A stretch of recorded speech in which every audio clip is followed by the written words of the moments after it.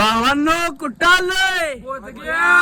Ganpatipule mini block तिसरा निघालो ती डायरेक्ट पोहोचलो गणपतपुळ्यातच. आपल्याला जायचो सकाळच्या गणपतीच्या आरतीला. सकाळी आपण पोहोचलेलो तर असलं शांत वातावरण होतं की नुसता समुद्राच्या लाटांचा आवाजच येत होता. आपण बरोबर 5 वाजता पोहोचलो देवाच्या दारात. आम्ही सगळेजण आवरून निघालो मंदिरात. नुसताच मंदिरात प्रवेश करत होतो तोपर्यंत चालू झाली आरती. म्हटलं तरी आलो टायमात. चालत जाण्यापेक्षा पळत पळत निघालो. मंदिरात जाताना पाय धुवायला पाणी आहे, पाय 1 धुवून घेतलो. सकाळ सकाळी मंदिरात काहीच गर्दी नसते. ज्यांना माहिती आहे ते ठराविक लोक येतात. तेवढ्या लांब आलोय, आधी आरतीला उभं राहा म्हटलं. आरती झाली काय अशी निवांत बसते. तुम्ही घ्या गणपती बाप्पाचं लाईव्ह दर्शन.